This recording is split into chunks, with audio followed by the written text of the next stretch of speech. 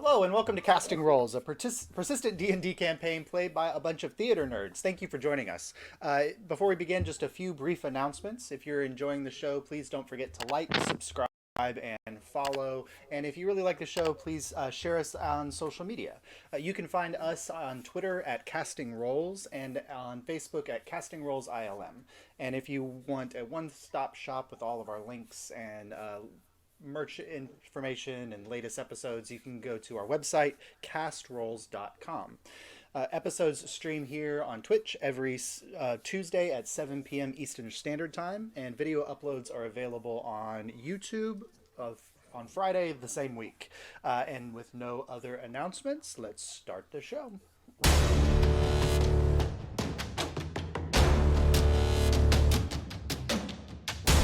So, ticket takers.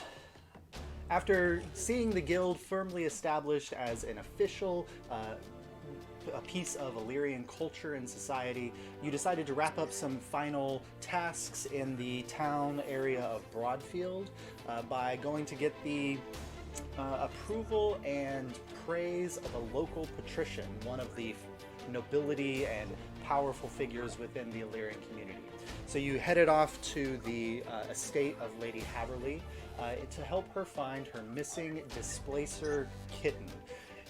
Upon meeting her, you discovered an elvish woman of fierce and somewhat evil demeanor, who had a menagerie of mythical creatures caged in unlivable conditions, and immediately brought anger and rage from several of the members of the group.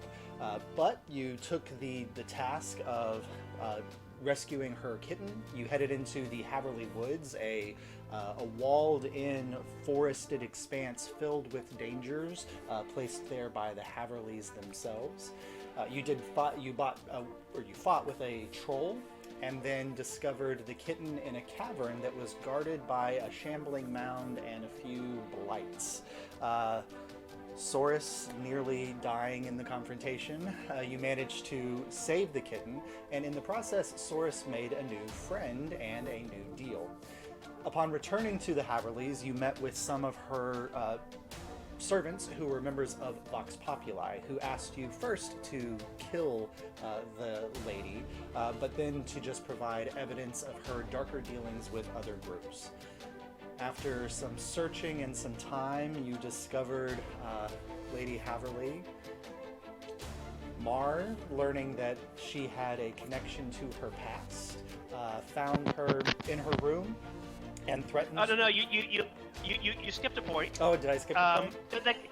The kitten was returned to Lady Haverly. The kitten was... And then let off the leash, yes. which caused havoc to ensue. Yes, that is true. And then Lady Haverly dimension doored away, and Mar found her in her bedroom, where she questioned her about the events of the past, and tried to get some more information from her. And when that didn't prove to be a fruitful conclusion, Saurus and Mar left Lady Haverly to reacquaint herself with her lost cat. After some sweet-talking some guards and some other information, you were able to prevent the immediate discovery of the potential death of Lady Haverly, and met back up with her servants to figure out the plot of how to deal with the aftermath, and you were separating up to go off to the menagerie to release her captured beasts, while some were going to go deal with the guards. So ticket takers, as we're in that situation, what are each of you doing? Because I believe Saurus and Mar were heading off to the menagerie. Kaimana and Abel, what were you planning on doing? I just remembered we were going somewhere with Alyria. Alyria was going to go deal with the guard situation. Yep, y'all were gonna y'all were gonna go to town to deal with the guards and let them know that, oh no, the animals have gotten out. We've got to get people to hide in their house so they don't get attacked by these animals, so that we could release the animals and let them go back to whence they came without... Okay, yeah. Oh, I was concerned. When we release them, we have to release them outside of the gates of the manor. If Well, the if the manor is large enough, the estate walls of the manor are probably large Yeah, the enough to estate. maintain. Like, if you release them on the grounds of the manor, they'd have a fairly.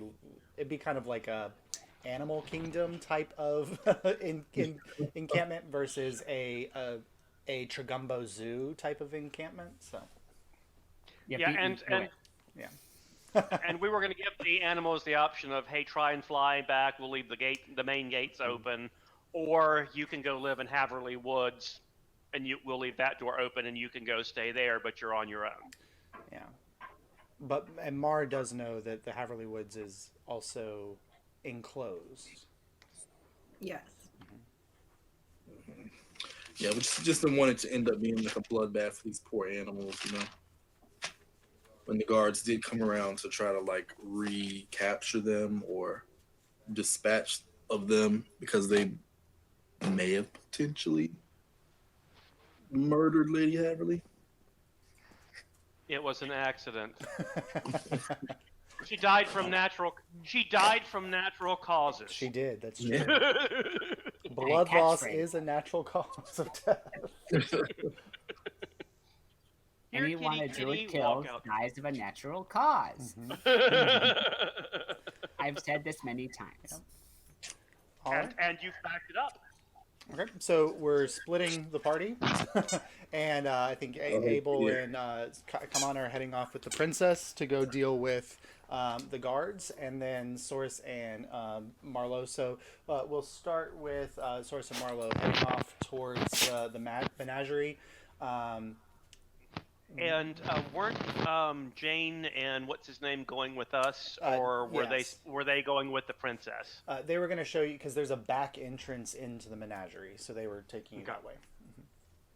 So you actually go through the gate into the woods, but then kind of a little bit through, rather than heading towards the center of the woods like you were, the servant leads you along kind of the wall a little way until you hit the rock wall of that hill that was carved out to create this space. And kind of following it along, you come to a small gate that he unlocks, and he walks through, and you discover yourself in this tunnel that cuts through the hill, kind of switchbacking, torches kind of placed at distances every so often, and then you, after just a few minutes of walking, you come to another gate, and looking through the grates of this gate, you see the menagerie, and you realize like this is the gate that you saw the first time you entered into that space, and he unlocks that, and you find yourself there at the backside of the menagerie, not where Eobard the servant was killed, but kind of behind that area. So to your, if you remember your where everything was, to your right, if you go around that way, is the Griffin Aviary and the Kelpie Pond and the Owlbear. And then there was a small paddock that had like not mystical magical animals, that just had like a giraffe and a lion around off to the left. So where would you like to head first? Marlowe? I guess the bigger ones first. Okay. So you head off over to the right. The Griffin Aviary, when you get to it, it's the first thing that you come across. You notice that the gate at the top of the aviary is still open, and you do not see a griffin present. But if somebody would like to make a perception check to see if it's kind of hiding in the background, one of you can do that. Can look. I'll help for it. Mar do it. Okay. You can roll the Okay. damage. Yep. I'm glad I had advantage. 18. All right, so you kind of peer deeper into kind of the darker recesses of the aviary, and you're looking around, and you do notice there's a kind of tucked in the back, kind of covered up by some dried and dead leaves. You do see that like a half desiccated corpse of what looks like maybe a sheep. But other than that, the griffin is not present, so it's still out, released wherever Haverly released it to go to. It seems. Well, Tarvik and what's her name were supposed to be helping deal with the flying night beast, so Yes. perhaps they succeeded. Perhaps. So you can keep going around. The next thing you come to is the Kelpies area. And this doesn't have a gate necessarily. It's kind of there's a railing that over maybe a cliff that's... Hi, Sully. That's like 5 foot drop or so to the ground, and then it gently slopes down to a lake. And you don't see anything presently in this space, but the first time you came through, you found the Kelpie was underwater at the time. So what would you like to do with the Kelpie? Are Kelpies sentient, do we know? Go ahead and roll a history check or an arcana check.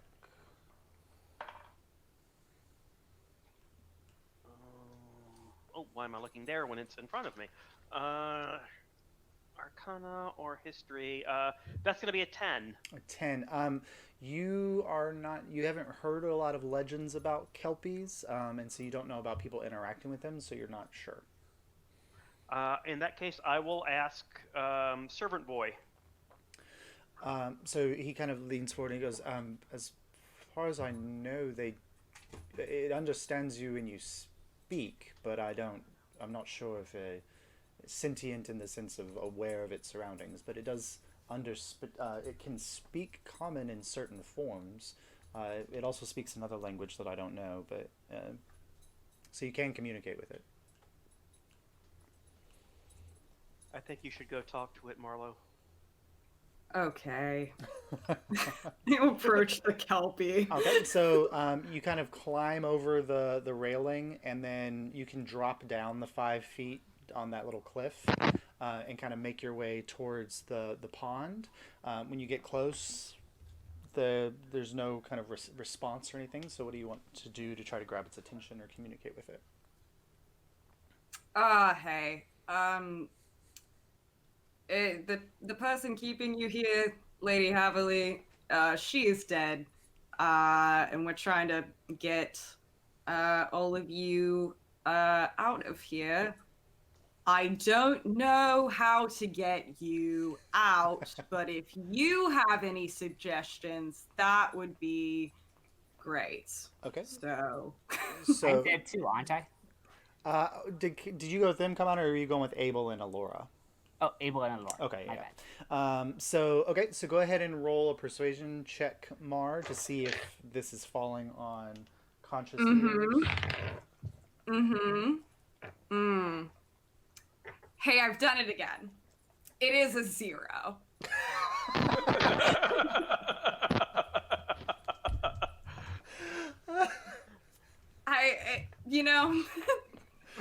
Okay. So your voice kind of rings out across the pond, and get murdered. It's just this still pond, kind of mucky in color. It doesn't look like there's a aeration or any kind of positive flow of water in or out. It's not a very healthy environment. And you sit for a minute, another minute, and there's no movement or response.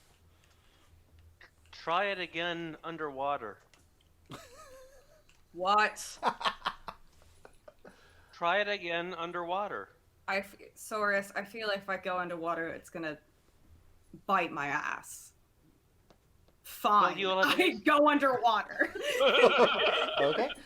So you... I was about to say you will have at least have gotten its attention, but you preclude me from I saying go in that. very slowly, so it's not. I put down my swords so I don't look super threatening. Okay. And I just kind of lower myself so I'm not like coming up out of nowhere on this thing. So you're kind of slowly going in, like feet first and wading out. Okay, so the first couple steps you take, go ahead and roll a dexterity saving throw for me, please. Well, why couldn't you have been the persuasion is the thing. 22. Okay, 22. So as you take your first step, you kind of step out, and you don't encounter like mud. Instead, it's like a rock. Like this pond was carved out of this rocky exterior, and you kind of hit it, and it's slimy and algae covered, and you begin to slide forward, like losing your balance a little bit, but you're able to catch yourself, so you don't plummet into the water. But it's after a couple more tentative steps, you realize that this is getting fairly deep fairly quickly. Kind of imagine like the diving end of a pool where it has that really steep incline that goes into the deeper depths, and that's what you're going. So it's only 3 or 4 steps before you're now neck deep and your feet can barely touch. So do you continue to kind of wade out into the pond? Yeah. Okay, so you take the final step, and now you are... Sully, you haven't played with that toy since I got it, and now you've discovered it, so it's fine. And so now She literally has not touched that toy until now. Yeah, I know. You're swimming. So Saurus, go ahead and make a perception check, and Mar as well. 15. 15? Okay. Dirty 20. Okay. So Mar, you're now kind of swimming out in the area. You don't see anything or respond. I don't know what she's doing. And so you're out there. What are you trying to do to grab the Kelpie's attention now that you're out? I'm just waving. Just trying to be like... Okay. So go ahead and roll. Do you put your head under the water to do this, or are you keeping your head up above water? No, I go underwater and just try to melt. Okay, so you go underwater. It's super murky. If you're opening your eyes to see, you would definitely have severe disadvantage in any kind of perception of the pond's depths. You don't know how you can't even see your feet, really. It's so murky and kind of gross. Can I hear or sense any movement going on in the water besides me? Go ahead and roll a perception check. It would be with disadvantage, but since you have the advantage using hearing or smell, right? Then, just go ahead and roll a straight perception check underwater. 21. 21. Okay, good. So that actually beat her. So there is a moment where you get underwater and you're kind of mouthing or whatever, and then you stop and you're listening, and kind of off to the edge of the pond, you hear what sounds like something lapping up out of the water, and then you hear the plop, plop, plop of wet feet on the mud.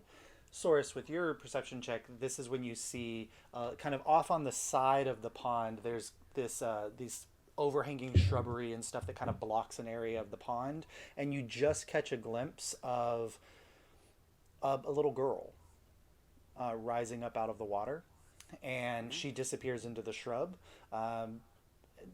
Green of skin, her hair green in color, kind of matted with algae and seaweed, but this little child disappears into the shrub on that side. But Mar, you hear that kind of disappear, and then you're focusing in another moment, and then you don't hear anything else in the pond. Then I would go back up under the rock. Okay, so you try pop to back up. see if I see anything different. All right. So you can go and roll another perception check now that you're up out of the water. Another 21. All right, and so as you're rising up and you're pulling up and you're like, where in the world is this? You glance over, and on that edge you notice those shrubs, and you see 2 little knees and 2 little feet dangling off the side, just barely touching the pond, and the rest of the body is hidden in the shrubbery. The shrubbery. The shrubbery. Hi. My name is Ma. I don't mean you any harm. I want to help you get out of here. What other languages do you speak, Mar? What other languages do I speak? That's a great question, Josh. And, I know, because I wouldn't ask Saurus, because Saurus only has 2. So. Abyssal, Common, Dwarvish, Elvish, Infernal. Okay, so just hitting a lot of ones here. So you hear a voice kind of quietly come out of the bushes, and for a moment it's speaking in a tongue that kind of sounds, it's weird. It's like laughter and song and bells and like this thing, but then there's a moment where it goes, you said I'm safe? Yes, the person that was keeping you here is dead. You take me home.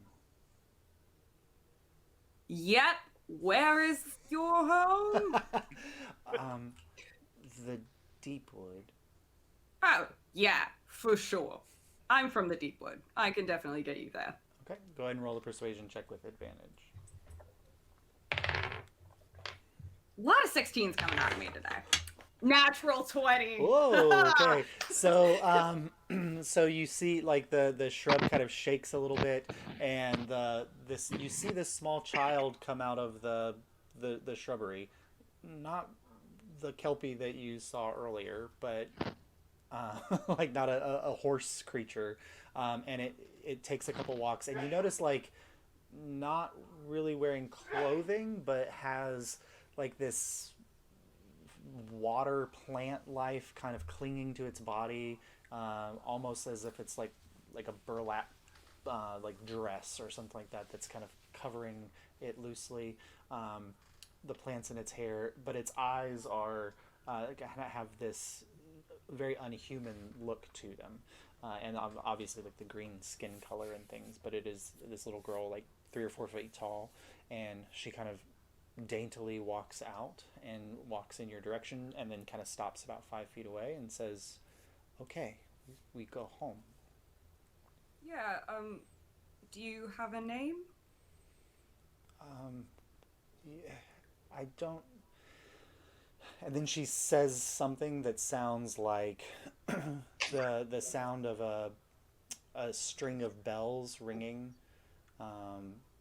and like the song and laughter of small children singing a nursery rhyme. Oh, yeah. Okay, can't pronounce that. Cool. Yes. Do you want a nickname? Is that something you're comfortable with, or? You're doing great, Marlo. Thank you. So the lady just called me Kelpie, but you can call We're not me gonna call something you else. that. That seems derogatory. And she just kind of nods and is like, you can call me something else? That's a lot of pressure. Saurus, what do I name this thing?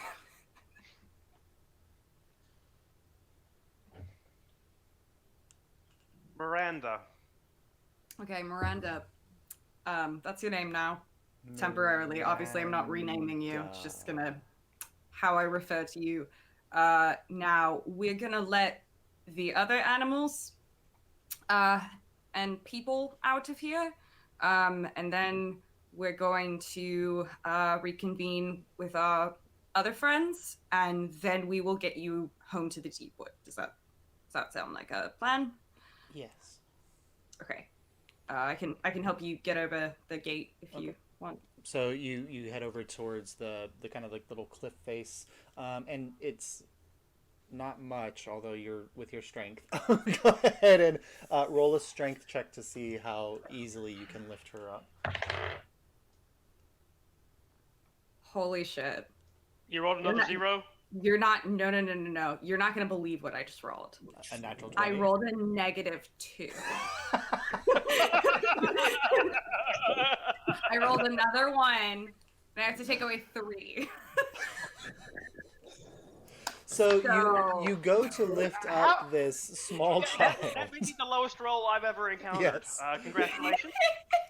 You go to lift up this small child, and you actually break I'm gonna every drop bone in her. your body. So you go to lift her up, and like you're going to pick her up, and she looks like she would weigh 30 pounds, 40 pounds. You know, like this small toddler, basically. But the moment you go to lift, no. Like, it's kind of like that thing where, like, if you've ever gone to pick up what you thought was an empty glass and it was actually filled with liquid, and it's like, you don't put enough energy in to lift it, and she does not rise up. You might need a little help. Saurus. Yes, Marlo? Miranda is going to need help getting up. Okay, I'll bound down. Okay. So you kind of flip over the railing and you go down, and then with Saurus's help, it will not be a problem because he doesn't have an issue. So you kind of both raise her up the 5 feet, and she grabs the thing, and you see her kind of slip between the bars in a way that it's almost like her body changes shape a little bit to slide between the bars, and then she's there waiting on the other side on the path for both of you. Do you need me to help you up, Marlo? No. With effort, Marlo pulls herself up, and Saurus, you guys get back up, and so now you have freed the Kelpie.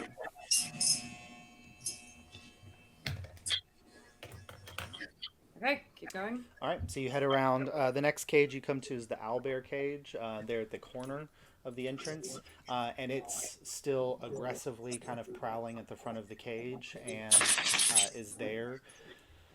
The servant points out, he says, the lock is on the corner there, but every time anybody tries to unlock the cage, they get swiped, so... Saurus, this man And is I for still you. have the... Yes, I still have the keys from Eobard, yeah. Eobard, and so I say to the bugbear in beast speech, "Hello, brother. Would you like to be free?" So there's a moment where the bear is kind of like growling and like with its owlish features and kind of tweeting and growling at the same time, and then it stops and looks at you. Roll a persuasion check with advantage, Saurus. I'm sorry, I'm getting some echo from you. I'm not. Yeah, Ronnie, can you mute for just a second?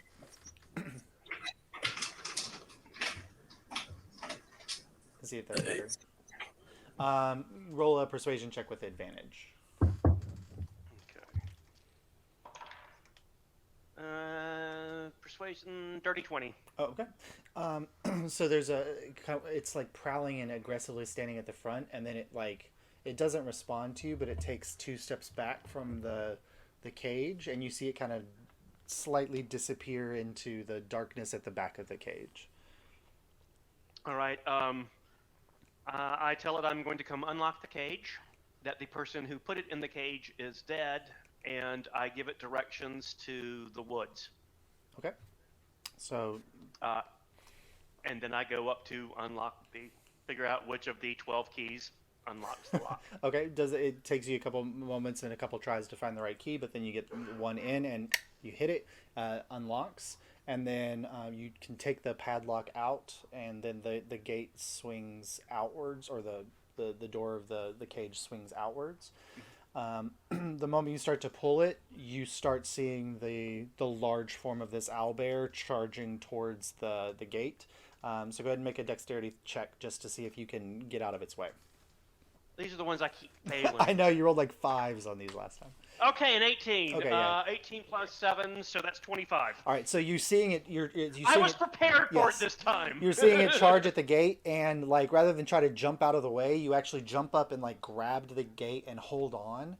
And when it hits the gate, you kind of fly backwards and just harmlessly hit the hedge on the side, and then slowly begin to swing forward as you watch this hulking form of this owlbear charge out. And it kind of charges out and then turns the corner of the hedge and disappears a little bit. But then you hear it coming back, and then it's where you've kind of swung up. The gate is now blocking the path that you're on, and it's heading back towards the entrance, and it's sitting there and it's kind of mewling and making some sounds.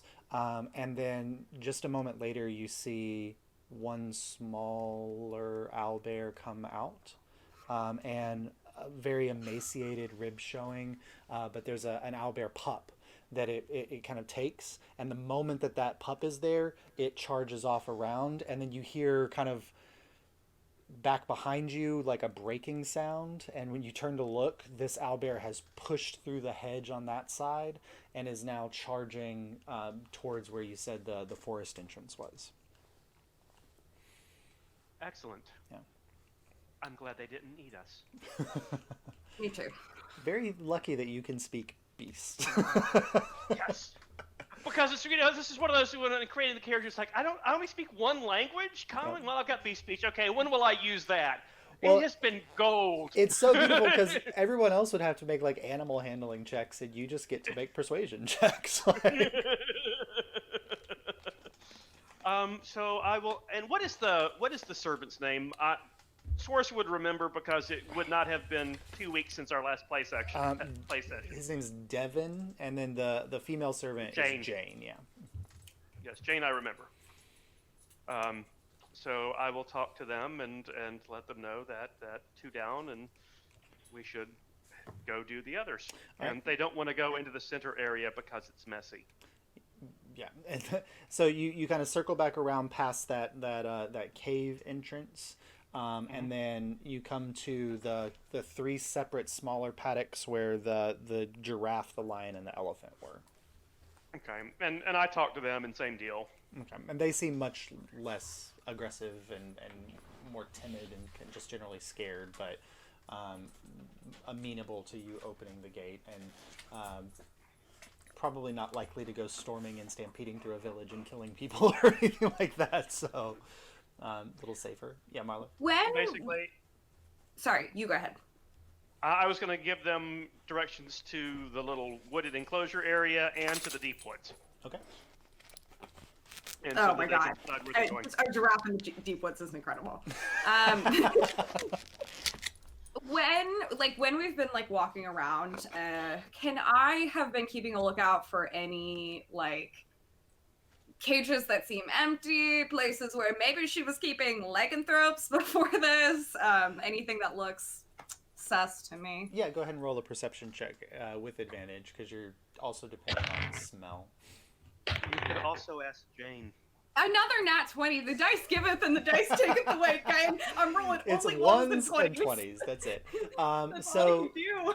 there was this moment like where like Saurus turned and left the owlbear cage and was heading back the other direction, and you kind of are just absentmindedly like you go to close the cage, and there's suddenly a moment where the smell coming out of the cage is very owlbear, but now that the creature itself is gone, there's like, it's almost like underneath, like there was a rainstorm a day ago, but you can still smell it. You smell the distinct smell of somebody that you knew before. Can I go into that enclosure and just look around? You open it up and you go in, and with your natural 20, you're kind of looking around, and getting in, you realize like, I mean, the owlbear is probably like, you know, like an 8 or 9 foot long or wide creature. Like this cage is only like 12, 15 feet deep, so it barely had room to turn around. When you get back to the back corner, the light's low, but you have dark vision. So as you're kind of peeking around in this area, go ahead and roll a perception check to see if you're noticing something. Is it scent related, so she gets advantage? Well, she smells the smell. I It's don't- just now if she sees anything else. I'm Yeah. good. 22. Okay, so the further you go back into the cage, like there's a moment where you definitely are picking up on the smell. It's probably like something like the dander of an animal that was here a few months ago, you know, like just like the vague elements of it, but tucked in the corner, kind of, that you notice there's like a cracked portion of the back of the cage where like this is it's got a rocky backside, and there's kind of like a little crevice, and sticking out of the crevice is what looks like a little piece of cloth. I take the piece of cloth. Okay, you grab it. It's hard to see even in the dark vision, like it's the gray light or whatever. But then when you head out back out of the cage? Yeah, if people were still around, I would have just pocketed the cloth. Yeah, I think Saurus kind of took off towards the other, so you're a little bit alone at this point. So Yeah, and I'll check on it. all right. So as you exit the cave and you come back into the light, it is this bluish fabric of relatively nice quality, and like there's half of a embroidered letter on it, which you can see is a very fancy A. And you recognize this as a part of a cloak that Amelia used to wear. Cool. I pocket it, and then I move to find the group. All right. So you join Saurus, and Saurus, you're now at the giraffe, lion, elephant. And so you've told them where to go, and you're kind of. Do you release them in any particular order? I'm going to let the lion go first. Okay, so you let the lion go first, and it bounds off in the direction where you told it to go, and disappears into the cavern towards the forest. I will then do the elephant and then the giraffe, Okay. figuring if the predator comes back, the elephant is better able to take care of itself. Good. Both of them And get. this may determine where they go, depending on whether they want to be close to the lion or not. Yeah. So thankfully, like that kind of cavern area is about probably 10 feet wide, maybe 15 feet tall. It's a tight squeeze for an elephant, but it could go that way, or you could guide it back kind of out of the house entrance and onto the manor grounds. It's kind of up to you. I tell it the options and decide what it wants. Okay, so it and the giraffe both kind of make their way, and it's almost as if they're smelling the cavern, and they smell both the owlbear and the lion had gone that way, and so they kind of turn and they go off the other direction. And the elephant is like not giving any shits. It charges through and just like it's paving a way through the hedges, and so now this hedge maze has like a shortcut cut straight through it. There's a moment In where two directions. you hear kind of a crashing sound, and then the tinkling of broken glass off in that direction, and then they disappear out of sight. I look at Fun Jane fact. and go ahead. Giraffes have been known to kick hard enough to where they can kill a lion. It's true. Just so you know. Yep. I look to Jane and Devin and go, I wouldn't worry about that. I'm sure it's fine. All right. So anything else happening at the menagerie with you two? I think once we get it all done, we head down to where we said we would meet the others. Okay. And so Mar, after you came out of the cage, you popped out on the corner, checked the thing, and then you're looking forward, and you just see standing at the end of the row, Miranda was just staring in your direction, waiting for you. Oh, hey, bud. Yeah, you want to come with me? Miranda. Mm-hmm. And she just kind of reaches up to take your hand. Okay. And then and it's weird when Roll for discomfort, Marlo. she touches you like it's not like the warm grasp of a small child. It's kind of got this moist kind of wetness to it, almost like a clump of seaweed, I guess is the best way you can think about it. But Yep. Marlo's then, in her element. all right. then we hold hands and right, so then- we go forward. So you two go. And now are you guys going to head back through the forest entrance, or are you going to go through the manor out the front? I think the forest we just- entrance. I was going to say take the manor so that we follow the same path the others took. Okay. Yeah. Okay. So you... Oh, wait. Saurus. Yes. We shouldn't show up in front of the gods with A New Frontier. We take the forest path. So you guys head back through the forest path. All right, so cutting back in time and in separate directions, and we now go to Abel, Kaimana, and Alora as you are all heading off around to the main manor entrance to kind of deal with any guard situation that might be popping up. So you head that way. When you get to the front entrance, you see like the three guards that had spoken to Alora before, and she had used her princess wiles to misdirect them away from the manor house. They are kind of now just patrolling in the front lawn, and then you see off in the distance there's a couple more guards kind of patrolling the main walk, heading towards the gate that leaves the manor house, or the manor estate itself. Are we trying to get them to run? Yeah, and because I clearly remember our plan that we came up with, let us discuss out loud what we decided to do.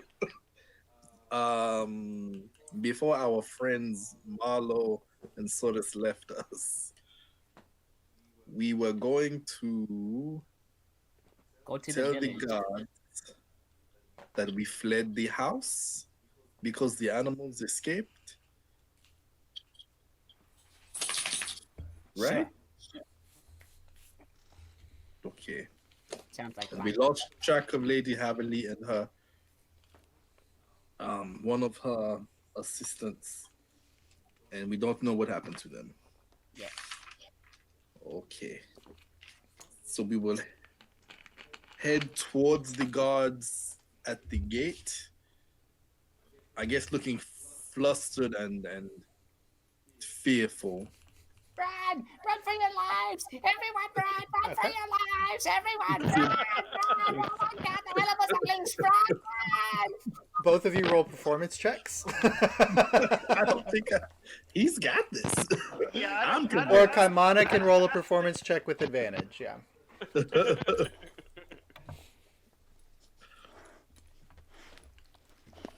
That is a 15 on the first one. Okay. And the second.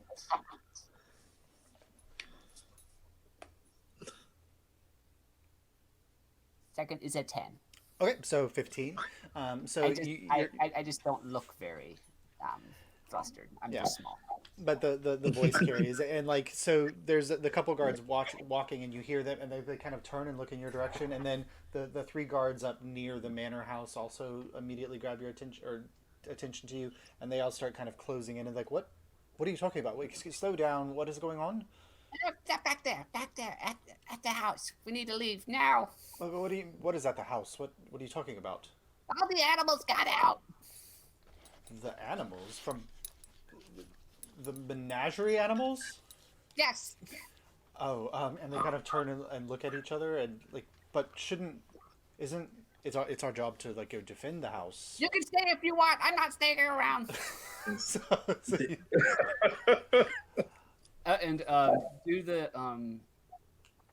do they know who the ticket takers are? I mean, if you can try to mention that and see if they respond to it.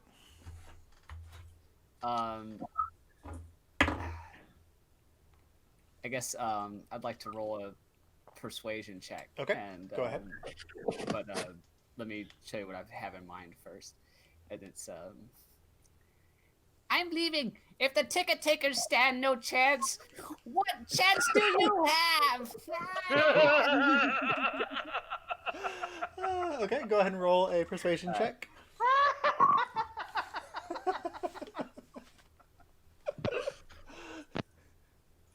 And the puppet is more expressive than any of us. That's true.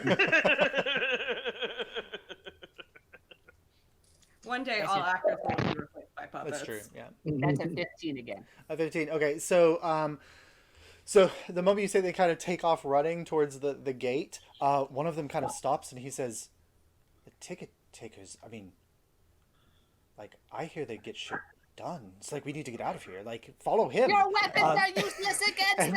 So one of them did recognize you. They were apparently at Broadfield during one of your celebrations or things like that. So they did recognize you. And so you now have the 5 guards that you could see are now guiding you all and kind of protecting you as you make your way out of here. And as you're doing that, Alyria says, and you know, guiding a princess from danger will get you extra bonuses as well. And they kind of realize like they realize that she's there, and so now they kind of form a phalanx around all of you and are leading you towards the main gates.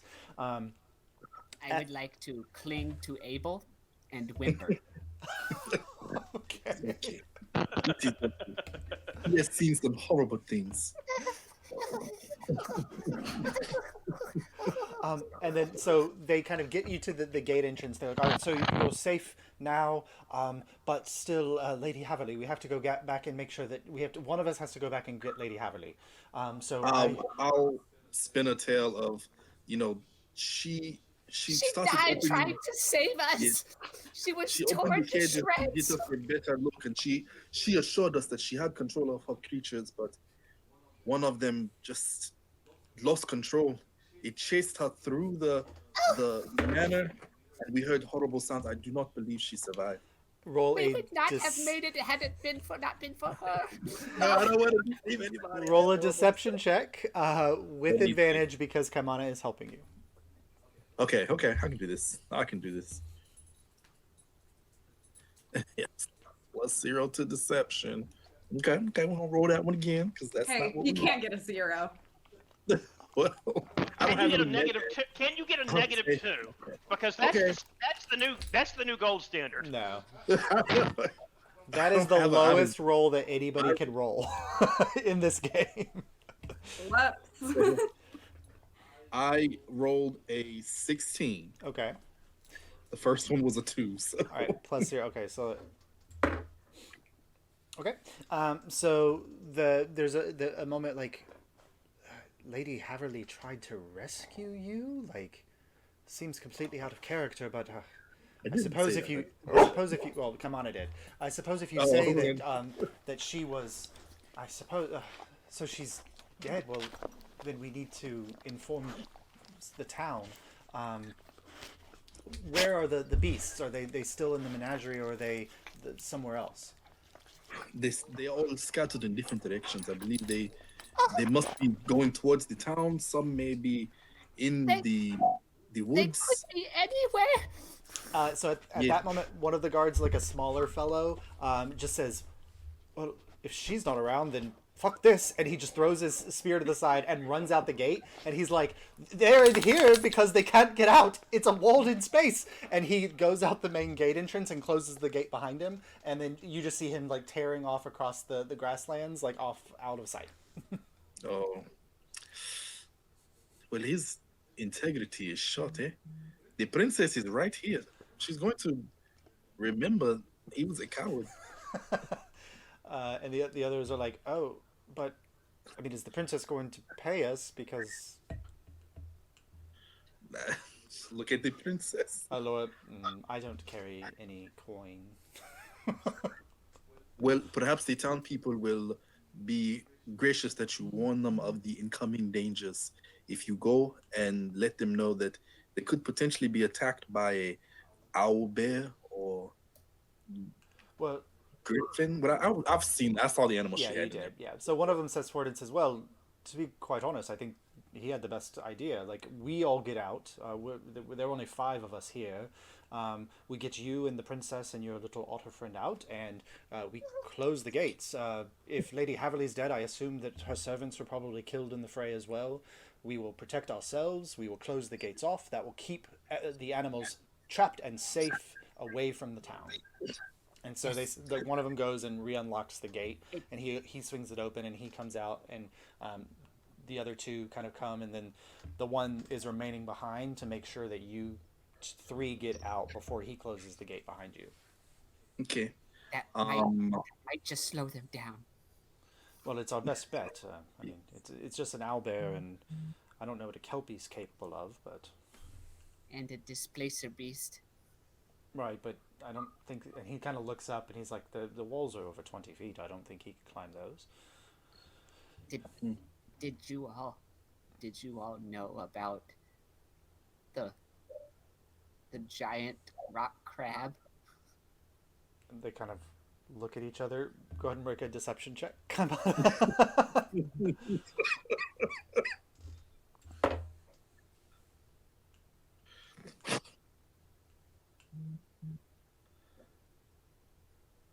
That is a 14. Well, with a natural 1, they both go, "Fuck it, a rock crab. Like, are those dangerous? Like, I don't. I've never encountered a rock crab before." I, I assumed that's what it was. I only have heard stories. Well, all the more reason to close this off from the rest of the town, and so That won't stop it. well, then we need to get away so we can warn the town. But if we can slow them down, let's go. Like, we're wasting time now, aren't we? If this rock crab Yes, is hunting us down. It is a good idea. We should look everything up that we can on this side and just hope that no one comes anywhere near the manor again. Okay, so do you all three head out of the gate? Yes. All right, so Yes. you head out. The guard comes back behind you. He closes the gate, and you see the kind of the lock clicks in place, and then he kind of reaches over to the side, and he pulls this iron bar, and he puts it in front of the gate entrance. He's like, for a little added security. He says, "All right, let's head off to the town." And those four start walking, and then like they kind of get a little bit out of earshot, and Alyria goes, "And your friends are okay?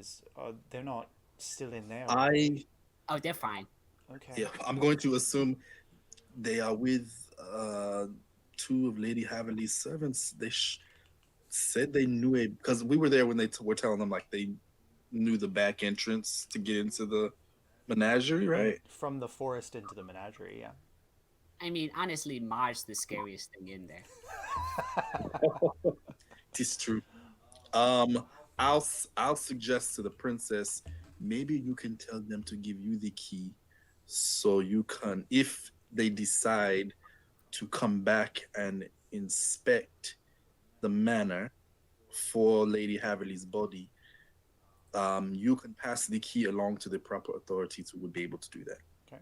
So Laura says, excuse me, it might be easier if I do the talking. Would you like to hand over the keys and I'll pass them on to the mayor of Broadfield and he can get them to the lawmaster and the proper authorities? And the guy, he just kind of looks down and he tosses it back in her direction. He says, "Yes, I don't make any intention of coming back, so here you are." And he hands it the keys and she dangles them in front of you and says, "So, are we waiting or are we following these guards?" Well, We'll wait here so Kaimana can calm his hysterics. Okay. yes. At what So point? we'll wait a do you little want- bit away from the gate. At what point do you want me to run screaming past them to better sell it? I believe it should not be necessary. I think they look pretty scared. Yeah, at this point they're like 50 feet away from you. Rebels, They've kept walking. Like after they handed over the keys, they just kept walking. And Alora's like, "Oh, I guess they weren't so interested in winning the favors of a princess." Tis their loss. So I guess we should just wait until they're completely out of sight, and then we can go back to the gate and see if we see Mar and Source, and was it John and the two servant people? Devin and Jane. Jane and Devin. Yeah. Devin and Jane, yeah. So at the around a few minutes before Soros and Mara, you come out of the front entrance of the manor estate, and you're kind of looking out the grounds, and off in the distance, maybe 150 feet or so, you see Kaimana screaming and running across the field towards the main gate entrance. And then you see the guards like surround Soros or surround Abel and Kaimana and the princess and are walking them towards the gate. If you guys are heading in that direction, and then you see them all head out of the gate, and then the gate is closed and barred, and then they all kind of disappear out of sight on the other side of the gate.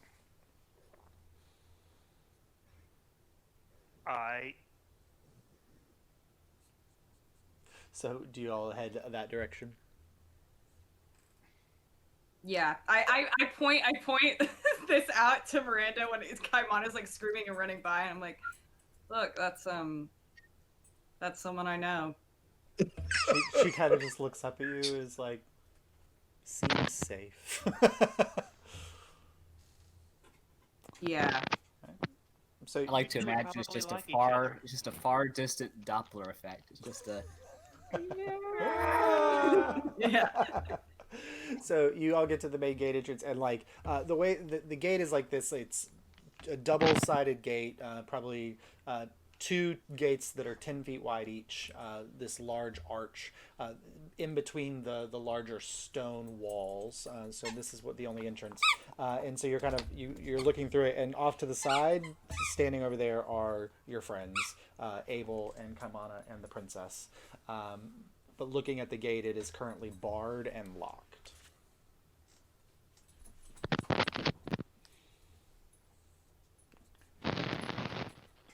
So then, Kaimana, Abel, you guys noticed them, yeah. could you let us out? At this point, the guards are, Yeah, far away. they're probably at this point are 150 feet. They're disappearing off in the distance. Okay, so I'll go to the gate, or I guess tell Alyria we should go to the gate and unlock it, and help her get the big metal bar off and all that good stuff. Okay. So Alyria goes and goes to unlock it, and then Mara, there's this moment where you realize, like, you look down, Miranda's not there, and when you look up, she's on the other side of the gate, standing behind Alyria. Like, she snuck through the gate. And so now Wait. Kaimana and Wait, no, don't run off. and she says, "Friends." And Who is this? This is Miranda. nailed it. Temporary name, can't pronounce the real one, don't even try. We got to get her back to her home in the deep wood. Okay. Which Well- part of the Deepwood did you come from, little girl? She kind of looks at you kind of sidelong and stands and like does that thing that kids do where they hide behind someone's legs. She like hides behind Alora's legs and like puts Alyria between you and her. No. She's just adorable. Okay. Well, my Well, question we have- is this. It seems we now have full run of the manor. Do we want to go back and see if we can find more information about who Lady Haverly is working with? Nah. No. I don't think I we found have. the bomb the hard way. I don't want to do that again. You found a bomb? It What is did a you young- guys get up to? There's a very angry carpet in one of the rooms. What? Not anymore. Okay. You did shred the We'll carpet. talk about it on the way into the deep wood. All right. Well, we had talked about going to Ipswich, and because Devin at one point had. Am I correct in remembering this, that Devin had mentioned the head of the woodcutters from Ipswich? Yeah, And we planned on going to Ipswich anyway to get the goods on the Marshal. Yeah, he knew So- who you were because the guy from Ipswich had told him, like, had spread the word that you guys Vox were Populi. trustworthy. Yeah, the Vox Populi saw you as trustworthy. Yeah. Yeah. So if we go back to Ipswich, there's the river there, which I would think would let the Kelpie get back to where it needs to go, it being a source of water and all. And we could talk to the ledger from the Marshal and find out what they're up to. You look perplexed, Grace. Well, I don't. I think I'd feel better if we just get her right back to where she came from. I mean, she's Yeah. been in I was trying captivity to pull for up the map, see like where. probably way too long. I feel like that's maybe just the morally right thing to do. Do we know where that is? No, I think we can find it. Miranda, if I get you in the deep wood, do you think you can help me find where you're from? She like looks up at the sky for a moment. By star. Could go at night. Okay. Well, if we start Okay. walking now, we should get there by Yeah. nighttime. What languages do you speak, Kamana? I speak Druidic Ooh. and Primordial. Okay. So yeah, that would Nice. And otter. and common and otter can. Yep. All right. And at this point, it's like you guys headed this way early in the morning. Wasn't a long walk from Broadfield.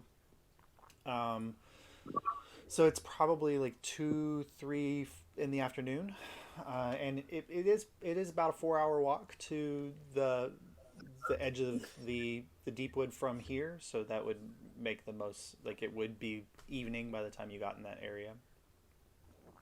So you head on. And then we'd be in the deep wood at night, and I have 1 spell slot left. So, I mean, if we need to spend the night in the deep wood, we have somewhere to go.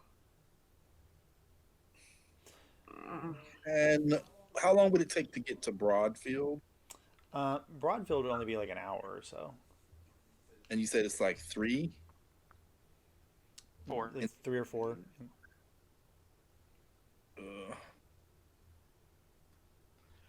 I don't know. What do you all want to do? I think we go. Go ahead, Kaimana. I say we go into the deep wood. Okay. You know, if we go to.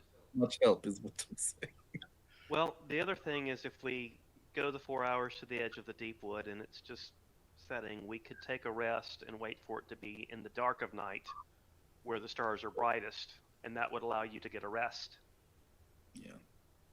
That's what I was trying to figure out. If we go to Broadfield an hour from here, how far is Broadfield from the deep wood? Deepwood's about 4 hours, 5 hours from Broadfield. From Broadfield to okay. Yeah, and I side with I will pull a Marlowe and point out the Kelpie girl and go, Broadfield, bad idea. Okay. Miranda, I think you and Kaimana should be friends. Miranda kind of like peeks around Alora's skirt in Kaimana's direction. Friends? Friends. Y'all both like water. I do like water. Water's nice. Yes. And This is going to be the conversation. I will cast control water. Okay. What do you control? What water are you Excuse me, controlling? Yeah. excuse me, shape water. Okay. Just a little from my flask and start making little shapes with it. She Oh kind of yeah, you get that. she like immediately like comes around from where Alora is and makes her way to your direction. She goes, "So pretty." I just do that to keep her entertained as we Okay. walk. All right, and so you guys kind of start trudging Part through. 1. All right, so you begin leaving the manicured estates of the Haverleys. Yeah. Before that, we have to figure out what Devin and Jane are going to do. I think in the conversation you guys had with them, they were heading back to Hightower. Yes, but I'm going to recommend to Jane that she stay in Broadfield. Oh. Why? We can provide employment there.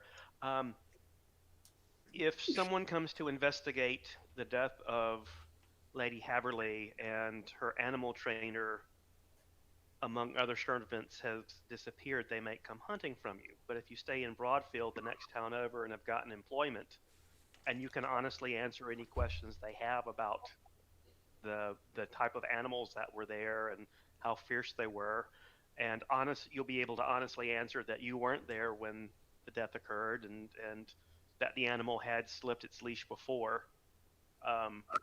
You're likely to help dissuade suspicion from occurring. She kind of looks in your direction, and Devin says, "It wouldn't necessarily be a bad idea to have a vox populi ear in the Riverlands area there." And Jane goes,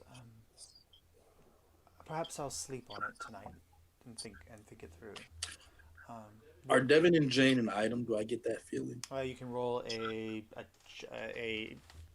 whatever check is in my head. Perception.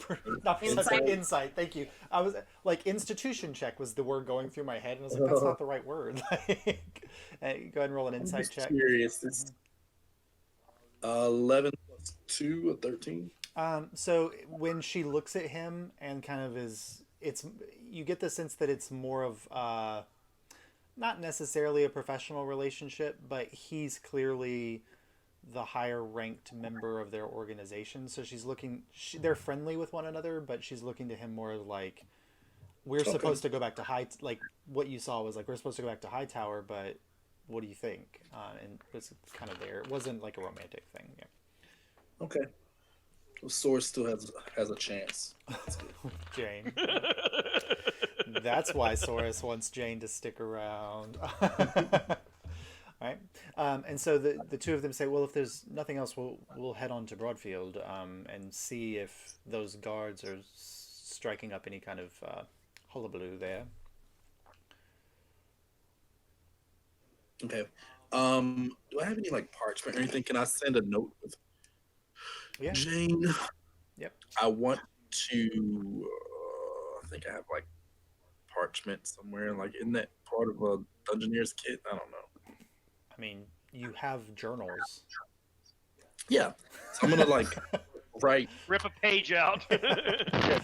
journal, a note to my father, just kind of warning him about what we know about their itinerary and the nefarious goings on, about the mysterious entity or entities from the palace that know about their travel and what they plan to do that we learned from the letter. All right. So you write a letter in telling them that their life is potentially in danger, and hand it off to I'm Jane. going to stress to Jane like it is very important that my father gets his letter. And Please. I'll tell him what he looks like, and he'll be easy to spot in Broadfield, I would assume.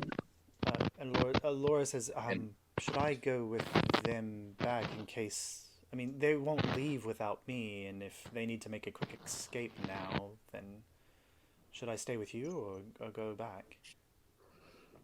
I think it is best for you to stay with us, especially if we are going to the deep woods. We may need your assistance to traverse it safely. And I mean, like you said, I can get us through the deep wood safely. Just saying. I- well, I completely believe in your abilities, Ma. She's I done don't think once it before. would hurt to have extra muscle on this trip. Eh? also, like Abel said, they can't leave without her. And since we want to be on that flight, selfishly, it makes sense that she stay with us. Yes. All right. Okay. Okay. So you pass on the Oh, note, to the deep woods we go. and Jane and Devin head off, and you're all there now. The walk through the manicured area of the Haverleys is completely safe and you see people working out in the fields like nothing has happened. You don't hear any weird sounds or screams or yells of blood curdling, of a blood curdling nature or anything. It seems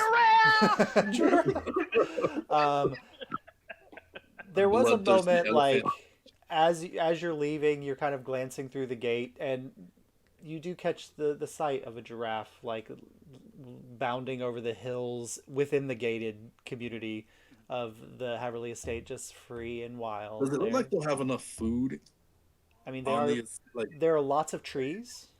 trees and like the forests and okay. Yeah, and there's like you didn't get a huge view of the Haverly estate, but if you asked that question to Jane at any point, she would have told you that there's fruit trees, there's all kinds of things on the estate. So, And in the wild woods, there was enough game to keep a troll alive. yeah. Yeah. And carnivorous plants and like all kinds of other things. So yeah. Okay. So you guys head off, and over the course of the next couple hours, you're walking through, and you eventually leave the Haverly estate, and you hit the kind of the dirt road that heads towards Ipswich, and you are continuing along that way, and nothing major is occurring, and then over time you start to see that dark smear on the horizon of the deep wood. Kind of slowly getting bigger and bigger until it's filling the whole horizon, and in the distance the sun is beginning its setting phase. You probably have an hour or so to dusk, Do you want to head into Ipswich, or do you want to cut into the forest outside of town? I don't. I mean, if Miranda is with us, I don't think we should risk her being seen. No. Unless, like, Abel, yes, I have a question. by all means. Do you think that it's vegan to eat a carnivorous plant?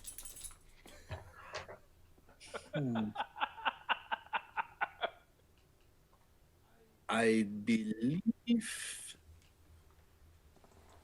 and I think you would have a hard time trying to eat a plant that is also trying to eat you. Anything that I don't think I want to try to eat it. Well, I mean, if it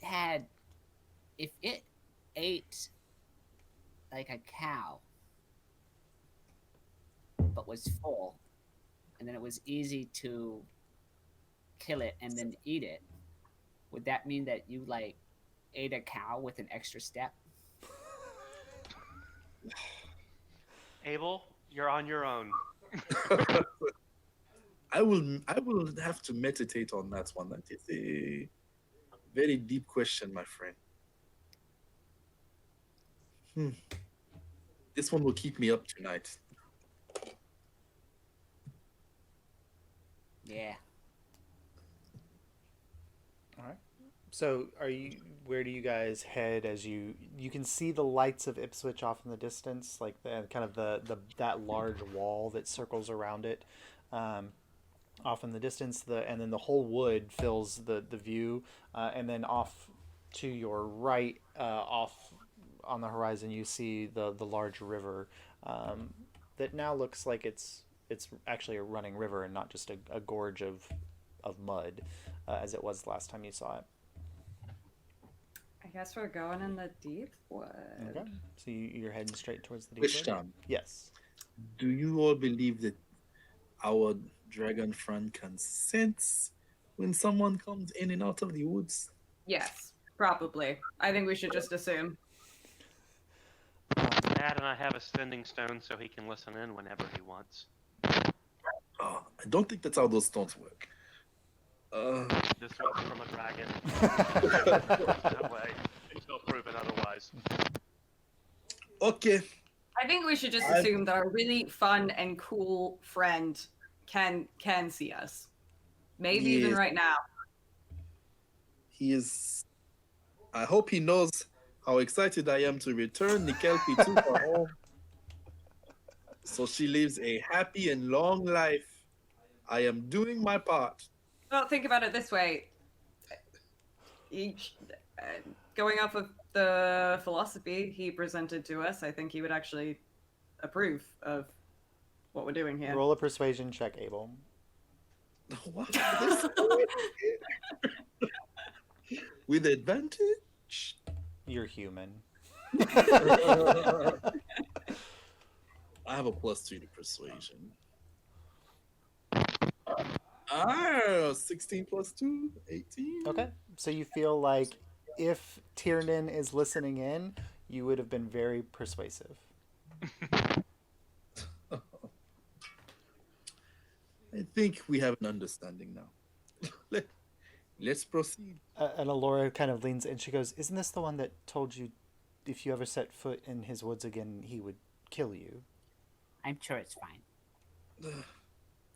I lived a very fruitful 18 years. Well, He didn't say when he would do it, that's true. so hopefully he will at least let us get the Kelpie home first. I think, yeah, if we're on a very important mission and we have a reason to be here, And then immediately leave. we are bringing another human in. That is maybe gonna get mad about that one. It's like, hey, you left with one human, came back with two, but oh, you can negotiate I like the way that. Marlo is not counting herself as human in this. He mix. doesn't count me as human. Right, He girl? doesn't count me. He looked at me and he was like, "All right, you're cool." Anyway. All right. So you guys are going into the woods. Are you gonna trudge through, or are you gonna wait until nightfall to start making your journey, or are you just gonna start trudging through? I think we should. I mean, even if we should we start like kind of in the woods, because waiting is not going to really like a short rest isn't going to really do anything for me. I don't know about you. I want my hit points back. Yeah, Oh, short yeah, we rest can do because, that. and that way we're not heading in the wrong direction. Like if we go an hour into the woods and go, oh nope, it really was the river. Yeah, we'll do a short rest then. Okay. All right. So we'll go ahead and that's a good place. We'll go ahead and do a short rest, and you can roll any dice that you like, and we'll take our 10-minute break at that point because Sully definitely needs to go outside apparently. So Is that what she wants? yes, that is what she wants. But we'll Yes, go ahead and sir. take our 10 minutes there, and you can go ahead and roll your hit dice to regain any hit dice, and Alyria needs to do that too. So Okay. Thank and you, I Ted. can thank you, Tim. Thank you, Tad.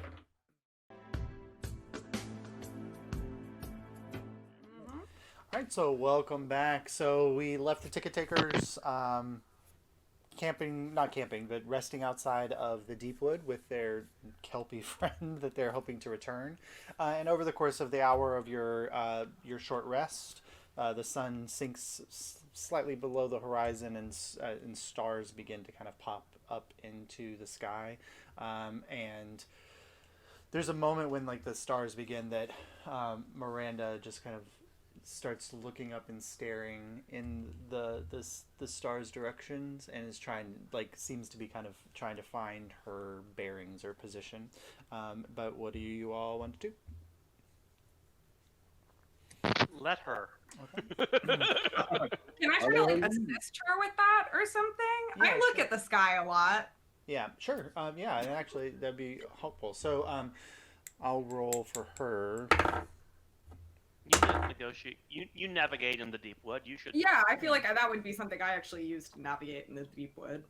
And so she's kind of looking, and she's peering, and then finally like there's a moment where she kind of looks down, and she says something in the language that you guys don't understand, that kind of melodic language, and then she points, and when you're following her point, Mar, you see what she's pointing to is, it looks like a small orb in the sky that you immediately recognize as Rylal, the smaller of the two moons, and it's passing through this constellation that you know as like the cupbearer constellation, but she's kind of points in there, and she says home, and the direction she's pointing is kind of, if you were to draw it in a straight line, it would cut through back kind of behind Ipswich and intersecting with the river in that direction.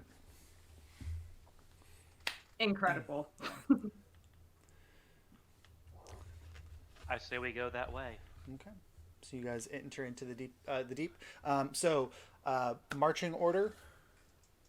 I assume Mar in the front leading I'll go first. path. Okay, and then who's next after Mar? I am safely in the middle. Wherever the middle is, I will touch nothing. It's in the middle. Get eaten by nothing. Where are you, Kaimana? I'm right behind Mar. Okay, so Mar, then I'll Abel, take tail or gunner. then Cons. Okay, and then you take kind of the end, and then kind of behind you, Kaimana, Miranda will march there, and then Alyria will be with Abel as well. And so you kind of all start trudging in. So Mar, go ahead and make a perception check with advantage as you are kind of surveying the scene of the first bit of this journey. 16. 16. Okay, so as like the forest sounds begin to rise around you as you kind of start going into it, this is not like the path that you guys took before, where you were taking the riverbank when it was relatively clear. This is you having to kind of find a way through the dense underbrush and these large overbearing trees and the moss dangling down, and so you're making your way through, and 10 minutes in, 15 minutes in or so, you start to realize that you're getting close to the outskirts of where kind of the clearing of Ipswich is, and so you cut deeper into the woods and you curl around, and with a 16, like you're able to kind of guide and find a pathway that heads in that direction fairly safely. There is a couple moments where you notice the silvery threads of spider webs in the canopy, but you notice that they're loose and kind of tattered. Like these seem to be older webs, rather than kind of like the more strict ones that you saw deeper in. As you're marching, at some point, Miranda, like, if anybody's watching her, there's a moment where she kind of flickers, and where the little girl was standing before, there's now a small squirrel. And it's kind of bounding behind you all. But in the moonlight, you just get those moments of like, it's this greenish squirrel with these, the like kind of algae covering some of the fur. But she's now stepped out of her, that humanoid shape that she had taken. I just want to see Kaimana bound with her. Okay. So yeah, Kaimana, like right next to you, you're now like, you're seeing this squirrel like bounce around through the forest behind Mar and heading in deeper into the forest next to you.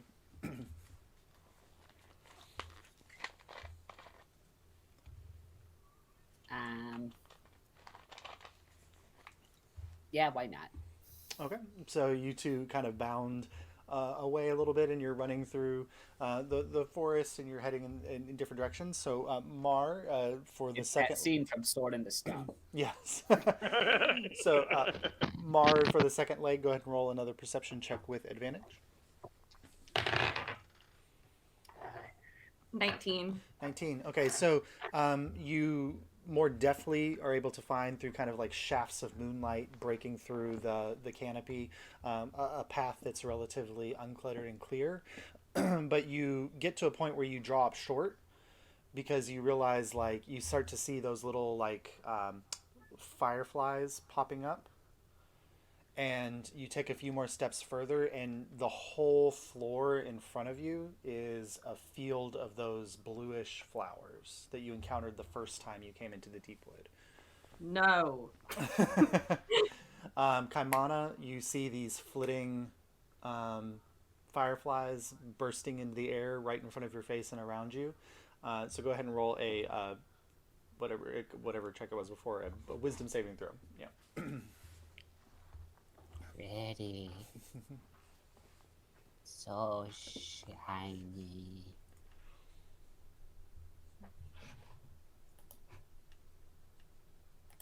Oh, that's a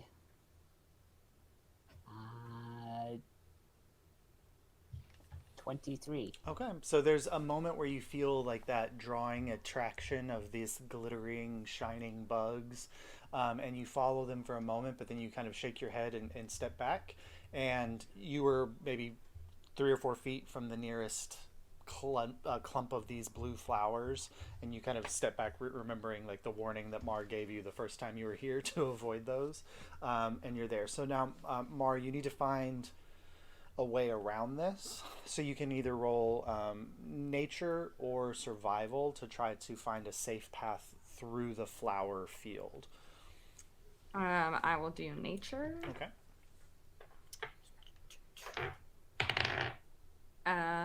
19. 19. Okay, so you're kind of searching and almost like using all of your senses to locate this, and there's a moment where you realize, like, there's a place where it looks like maybe deer or some kind of game has walked through this and have created this natural pathway that weaves in and around some of these flower pods, getting pretty close to it in some places, but you start to kind of make your way through there, and you're passing through, but about halfway through, there's this swarm of fireflies is just coalescing there, and it's making it difficult to kind of move around, and I need everybody to make a wisdom saving throw. With advantage, Kaimana, because you've succeeded the first time. Yeah. Oh, and Alyria needs to. What's our target? You said wisdom. Would you get Kaimana with advantage? With advantage, that is a 14. That's a failure. Source 14 is a 12. failure. 12 Jeez. failure. Alora's 14 as well, failure. Abel, I got a 17. that's a success. Mar, 15? that's a success. 15 was what you needed to hit.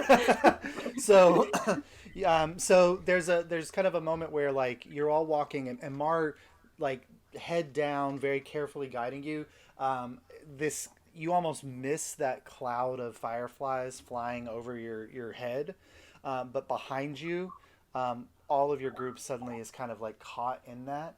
And Abel, from your perspective, you watch for a moment as Saurus is staring, and he takes 2 steps, and the flower that he steps into, like, releases this puff of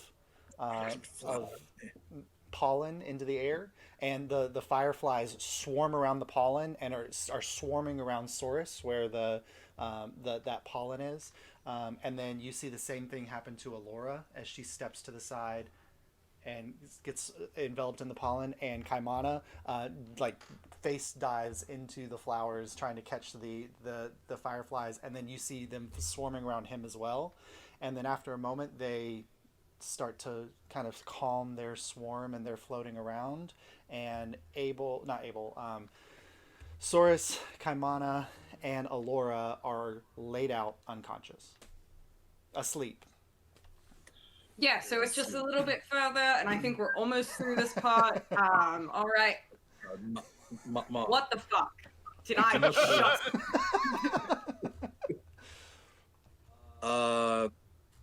Oh my goodness. Do the flowers look as if they have expended their pollen? Like if I go over there, will they?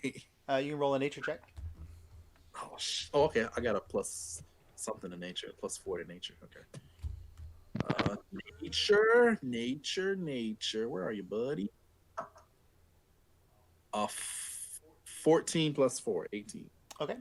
So looking at the ones near Saurus and Alyria and Kaimana, they all have very pronounced stamens, kind of like lilies do, and all of them, where some of the ones that are kind of further off, you see this slightly glowing bluish pollen on them. These are all, they don't have it anymore.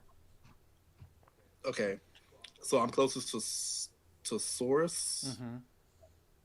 I will gently make my way over. Okay. And grab Saurus by the ankles and try to pull him like away from the cluster of flowers. Okay, make a strength check. Okay. Strength. You sure I shouldn't do an intelligence? The 2 people who are Does Miranda roll, Mind. or does she know better because she's from the Milkwood? Miranda is immune. Bless her heart. Straight 16. Okay. So you grab Saurus and you're able to kind of pull him back. It's the game path is not wide, which is what got you into this in the first place. But you're able to kind of pull him to a space where he's distant from all of the flowers. He's still laying there, breathing, but not responsive. Did Amanda get Did Miranda get sprayed too? And she's just immune. She knew to avoid them. So I don't know. Like, The person who was right next to her and paying attention to her was Kaimana, so he would be the one was watching her. Okay, so I will just I'll kind of smack Saurus on the cheeks. Wake up! Okay, so you like. Can you hear me? Wake up! How hard are you smacking him? Forceful enough to where, like, if somebody hits you, if But you not could the come power up- of Patty compels you. No, I'm not trying to, send anyone to their religion or anything. I'm Okay. just Hard enough to make an attack roll, or just kind of slapping him? no. You know what? Like a sternal rub. like a sternal rub. You're doing a sternal rub on him? Okay. So Yeah. you do a sternal rub? Kinky. No response. He's still asleep. Shit. I now yell out to Mar, like, I cannot get him to wake up. What do you know about these flowers? To avoid them. Okay. I've never had this problem before, honestly. I just kind of didn't. This looks like a. Who is looks it like lighter, Kaimana or Alyria? Kaimana. Okay, I'll go try to pick up Kaimana. Okay, roll a strength check to pick up Kaimana. Oh God, it's a 17, but I misread it as a 1. I was like, we can't. Negative 2. Cannot. So So it's a 14. 14. Okay, so with a little bit of struggle, but you're able to carefully get Kaimana out of the patch of flower that he's in, and his fur has this like light dusting on it of the pollen that's left behind, and it slightly glows. But you carry him back to the safety of the path as well. I think I have an idea. Can we do the Marlo? Help me get to Laura. Like, can we pull her out of the flowers as well? Yeah. So the both of you without difficulty pulled him out. So now you have your 3 friends laid out unconscious. I want to take the alchemy jug that Kaimana has, and has it been declared for like what fluid is in there yet?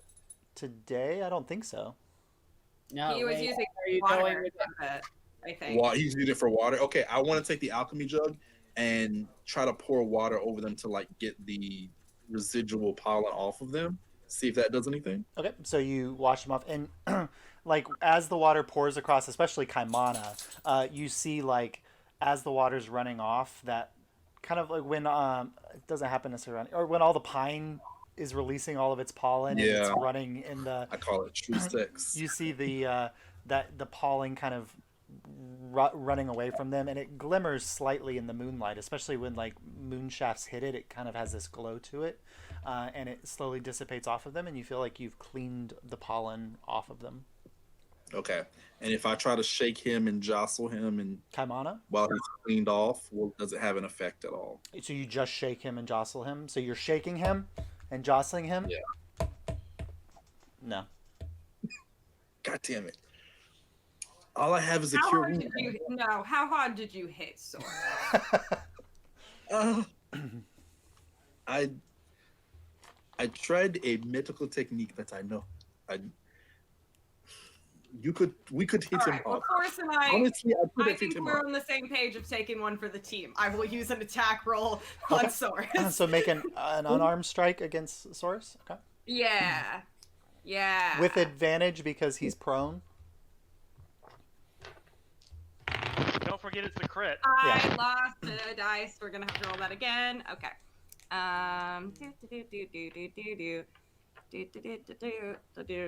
13. I think like unconscious he doesn't. Here. There's no dexterity to this from Saurus' side, so automatically hits. So then it's a unarmed strike auto crit, so that's 2 points of damage plus your strength modifier, which is No. -2. -2. So You get hurt. technically you do 0 damage to him. So let's say that would be a 1. That's an automatic 1. yeah, it's an automatic 1. So you smack him, and Saurus' eyes like flitter for a second, and then they shoot open. And Saurus, you come awake, and you have a point of exhaustion from the effects of the pollen. But there's this moment when you wake up, Saurus, where you suddenly realize that while you were asleep, you were watching yourself unconscious. Like your spirit was floating above your body.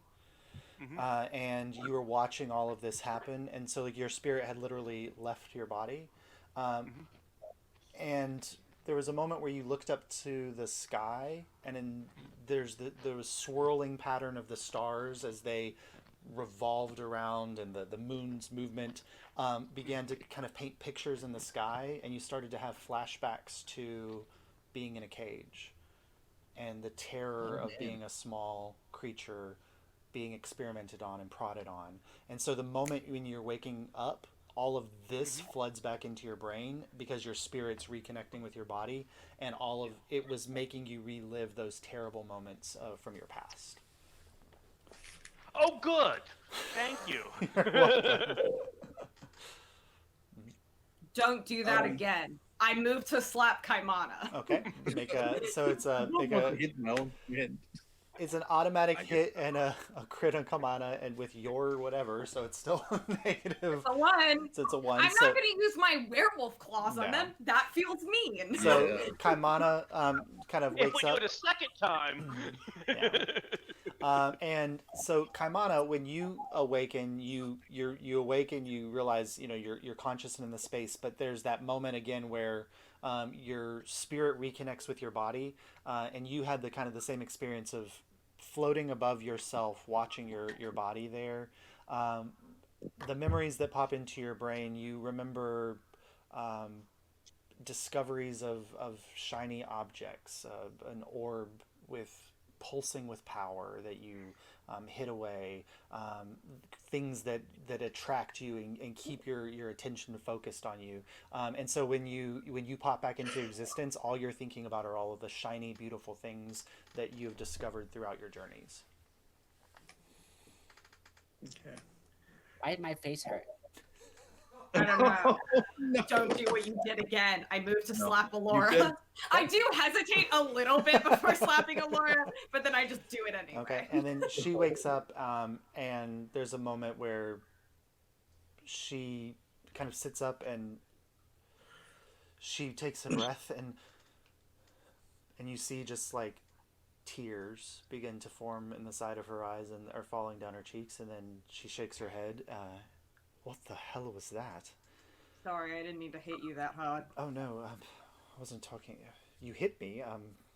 No, so it's how I woke the others up. I'm sorry. Please don't throw me in royal jail. Oh, no, I think you... I felt my spirit being pulled away from my body. I think you may have saved my life, so... Oh.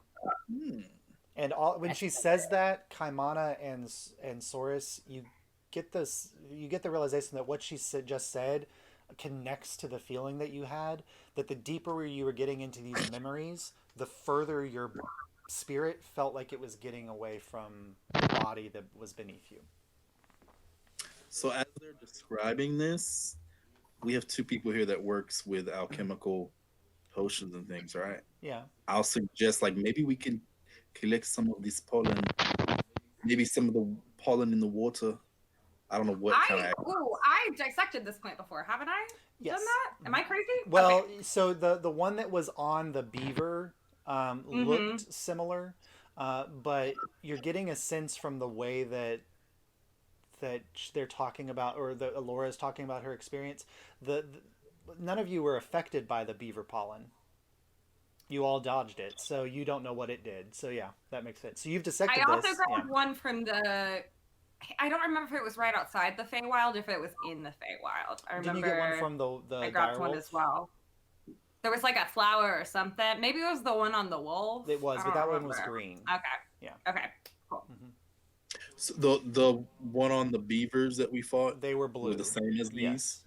They look similar. The ones on the beaver were larger, but yeah. Yeah, I'll suggest maybe we should collect some of these pollen. This could be useful in a battle. You don't want to get it on you. By the way, who would like some off-topic good political news? Uh-oh. Good political news? Betsy DeVos resigned. Oh, Oh, Betsy, no! Oh, Betsy, you poor thing! She wrote her resignation letter from her third yacht, so it's fine. Oh no, she wants to go back to her billion-dollar family. Oh no, Betsy! Oh my goodness. Incredible. Approved, though. Too little too late, man. Too little too late. It's the wet rats leaving the sinking ship. It's fine. Exactly. Uh, but yeah, I mean, I don't want anyone to put themselves at risk, but this might be a useful uh, alchemical to have. I've got something similar. Maybe I can analyze that at some point and then see if it's similar enough to at least figure out what's going on with it. I don't really want to weaponize it. I feel like that could backfire fast, but at least get a grip on it a little bit. I mean, I'd like to maybe experiment a little. Okay. I mean, I Well, have a decent sample from the beaver if you want to just. The sample that you did grab from the beaver was spent. What? Oh, so we couldn't like collect it right, from. okay. Because when the beaver died, all of the flowers. Right. Yeah. Ah. So we'd have to collect the fresh flower. We couldn't collect it off of like their bodies, whatever was left over. Well, that you wasn't washed that away. Well, damn it. I don't think it's a great idea to try it, but if one of you wants to go do it. Roll. I mean, I have some. Kaimana and Saurus, and I'll let Elena do it too. Or Laura, you can do a Arcana check or a Nature check. Can I do one? No, it didn't happen to you.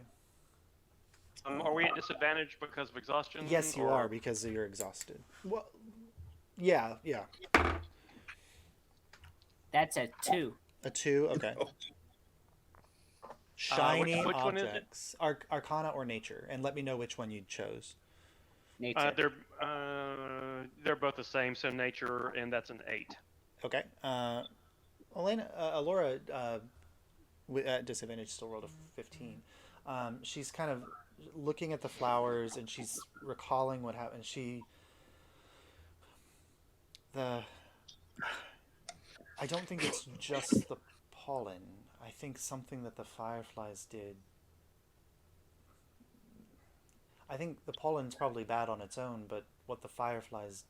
Did you not get the feeling when they were swarming around you that, like, almost as if they were swarming, like, inside of you? They were pulling something out, and you get this realization that, like, the energy of that swarm of fireflies seemed to...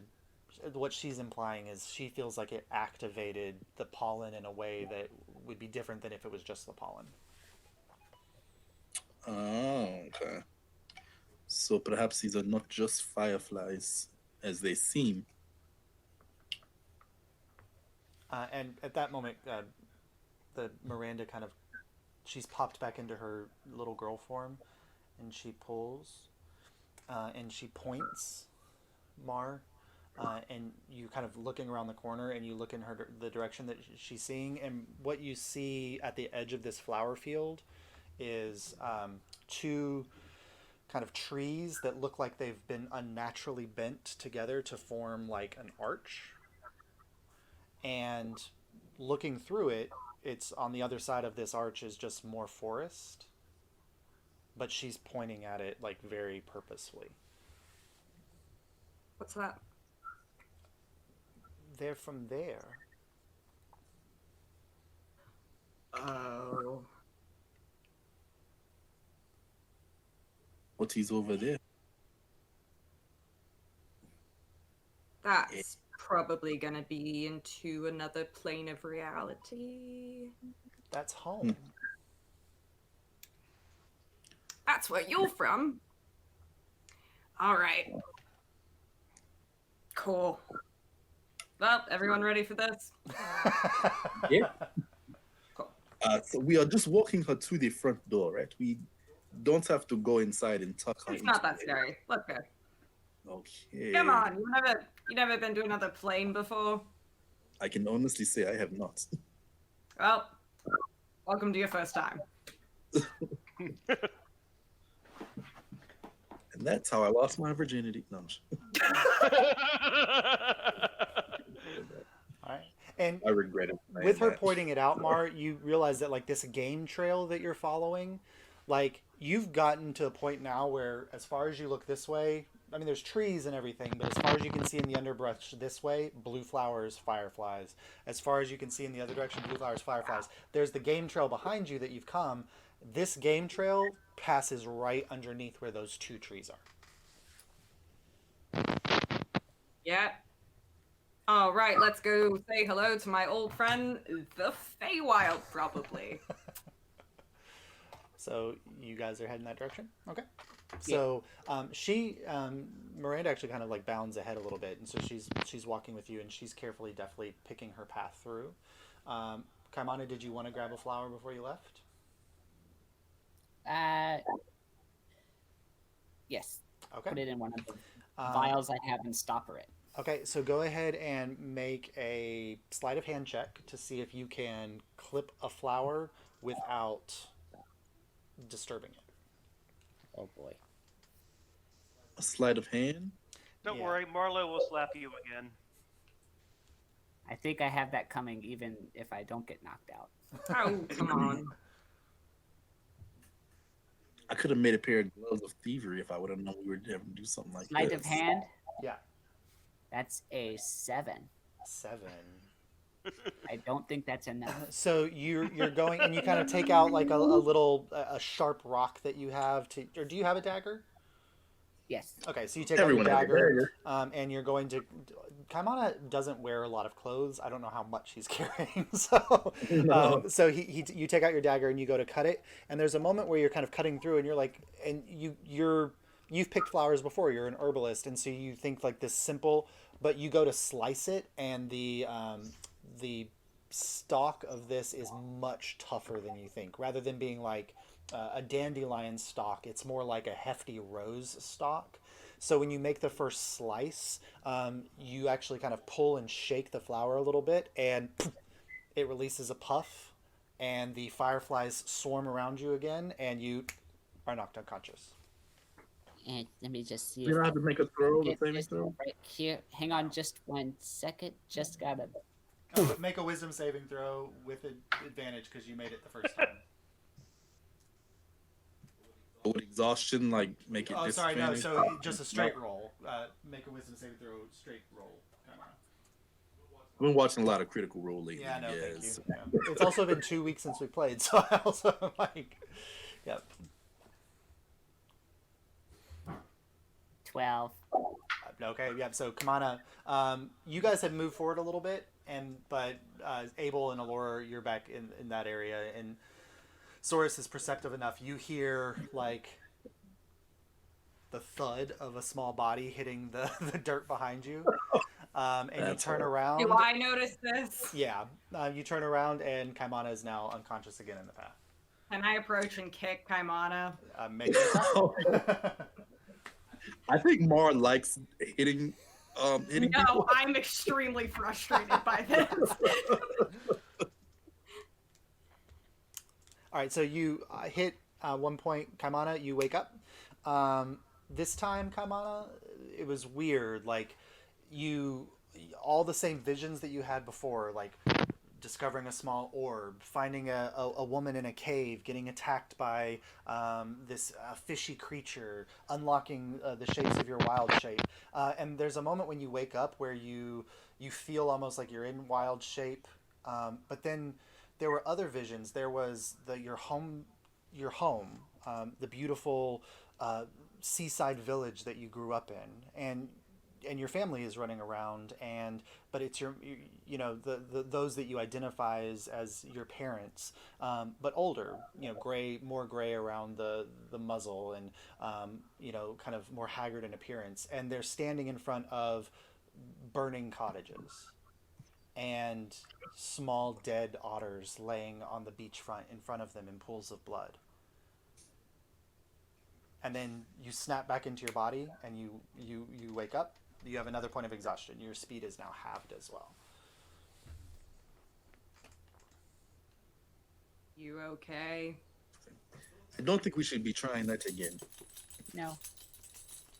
I don't think we should.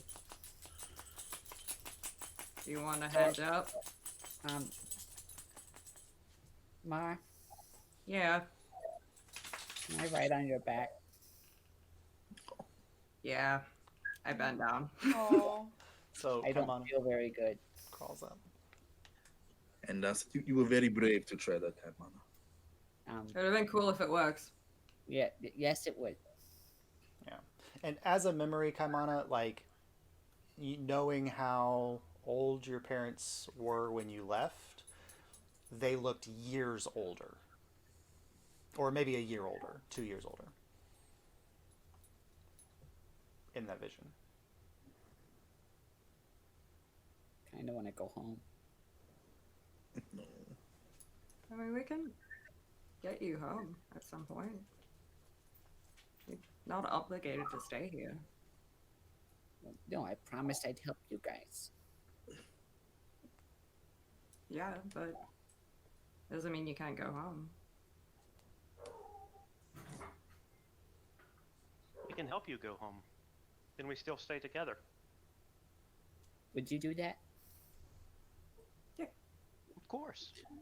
Absolutely. Thank you. I appreciate that. You'll get home. Promise. Just roll a wisdom check for me, Kaimana. Not a saving throw, just a wisdom check. Just to check.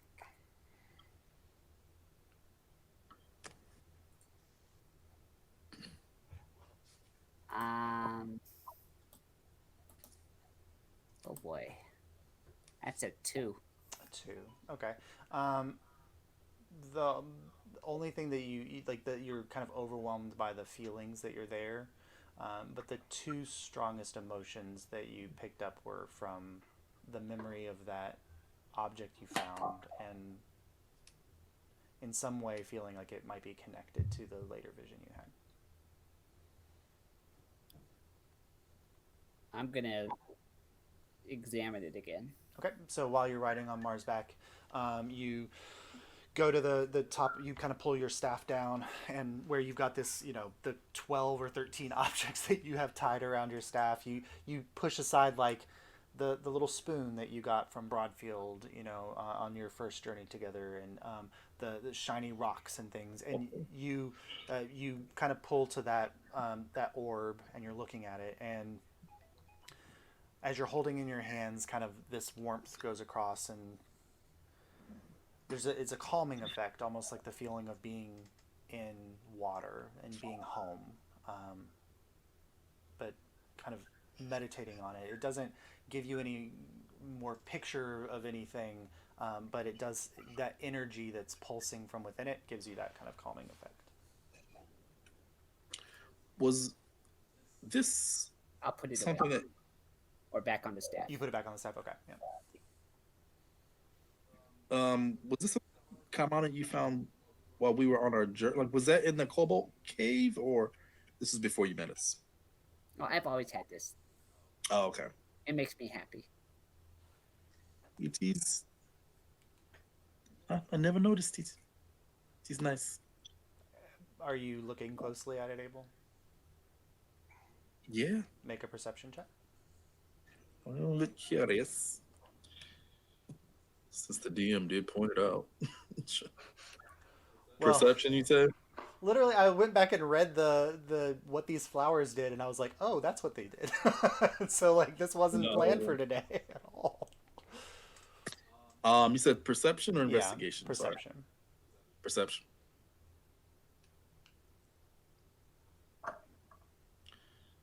Uh, 11 plus 2. So Kaimana, 13. he's holding it closely in his hands, and he quickly kind of tucks it away behind him. You don't get a really good look at it. It looks it's kind of a circular orb. I wouldn't have gotten any eyesight on it, right? Because he's on your my back. Yeah. And Saurus is in front, so the only person behind you is Abel and Alyria at that point. Yeah. Okay. Yeah, I'll just tell him, like, it's very nice. One of the you have very nice trinkets. It's probably one of the nicest one. Oh yeah, it's a good one. Mhm. Look at this one I have. And I'm gonna dig out a hunk of like mother of pearl shell and Oh, show nice. it to him. Yeah. That's That cool. is Pretty too. That's a nice one as well. Yeah, it has this iridescent interior that kind of catches the moonlight and creates like a little rainbow on the inside. My You spoon feeling- is my new favorite one. You feeling better now? Yeah. Okay. You want to go in the Feywild now? I thought we. Yes, let's go. All right. All right, so you all, with Mar and Miranda kind of leading the way, and you're walking towards it just looks like two trees that have kind of bent and connected at the top, slightly uprooted on the edges. Mar seems to know what she's walking towards. Miranda seems to know what she's walking towards. But as you're looking at it, what you see is you're in the forest. There's a game trail. It goes into this hole, and it looks like it goes and continues on through under these two trees. And it looks like the forest is beyond these two trees. Like, Are there flowers beyond the trees? so the flowers, yeah, they're matching the game trail on all sides, and like as far as you can see on the other side of these two trees, the flower field continues. It's scary. Okay, and you all keep walking straight forward.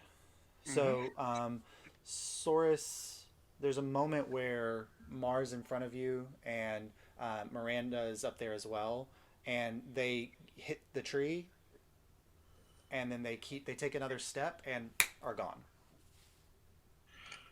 Oh Jesus! Now I would say, oh, I Medicine stop C. for a second, Okay.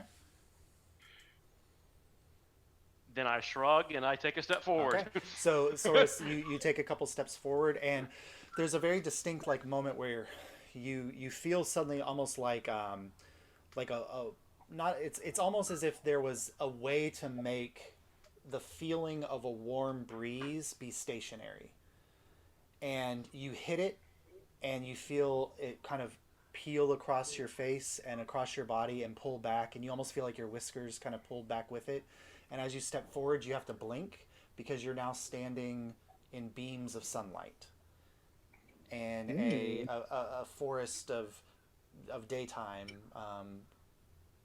Very similar style forest, but the trees have bluish and purplish hues to them. The moss is pinkish in color. There's fireflies flitting around here, but instead of just being blue, there's pinks and purples and greens of these fireflies. And the flowers that you could see on the other side of those two trees, the moment you step through, they're gone. There's none of those flowers on this side of the portal. Except like if you look off to the side, you see maybe one or two tucked away in the underbrush in this area. And there's this feeling of warmth that wasn't around outside, and almost as if you can hear like a trill of music in the air. So Kaimana and Mar, you guys went through together. So Abel, you've watched all of your team disappear into this portal. So I guess Except for him and the princess. The princess, and the princess. The princess takes I'll your hold hand. so I'll hold my hand out for the princess, and I'll say, "Are you ready to go to the Fae?" This is quite an adventure, I suppose. And so the two of It you is just kind of an step adventure in forward. guild. Yeah. Yep, and just walk through. That same feeling, and then when you open your eyes, you're standing in this sun-dappled thing. And Mar, the first thing you notice is that like where you were in the Fey wild before, the forest was super dense. This is slightly less dense. The trees are a little bit more spaced out, and there's actually a space where, like, if you look further on, you see where the trees begin to break, and there's just looks like a field of grass that's a foot tall, 2 feet tall in places, waving in a wind that you can't feel. And all of you now, for the first time, are hearing bird calls, which you didn't hear on the other side of the portal.